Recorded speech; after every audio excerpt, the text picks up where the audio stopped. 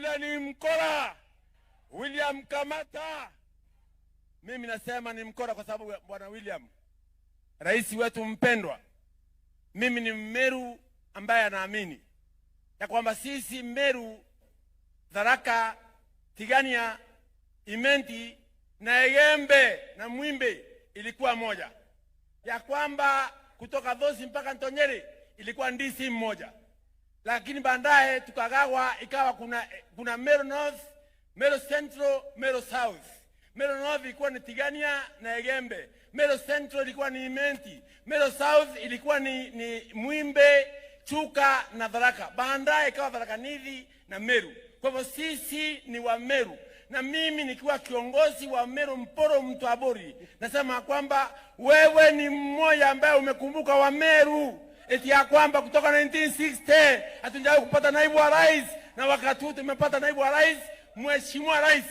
Sisi tuko tayari kufa na wewe, ya kwamba watu wanasema wanaleta machama. Tunataka kuwauliza kwamba nyinyi miaka hiyo yote mmefanyia wa Meru nini? Wewe ndio rais wa kwanza kanyanga hapa kwetu Nyambene na kupeana checks zile za mbadi za wanyama. Mheshimiwa Rais, ile kazi umefanya kwa ground haina watu wengi katika area hii. Kitu ningelipenda kuomba wale mandugu zetu ama neighbor ambao wanapakana na wanyama, tungefurahia hao watu kaenda vries wakati wanachunga wanyama, wachunge watu wetu, wajenge masule, wajenge hospitali, wajenge mabarabara, waweke maji, ndio watu wetu waweze kuinuka. Mheshimiwa Rais, na Mheshimiwa Rais, sina mengi kusema kwamba sisi tunakupenda. Sisi tunakupenda kwa sababu ya huyu kijana wetu, na huyu kijana wetu Kithure Kindiki tunampenda. Siku hizi amehamia Meru, tunaimba Kithure Kindiki. Kwa hivyo yule mwingine asema kwamba kuna chama, ile chama yake sisi wame tunasema kwamba ni kama kuruka makoyo, unakanyanga mtobira bingi teko na kuua. Kwa hivyo Mheshimiwa Rais, tuko na imani na wewe na kazi yako na serikali yako na sama yangu ya Nopeu.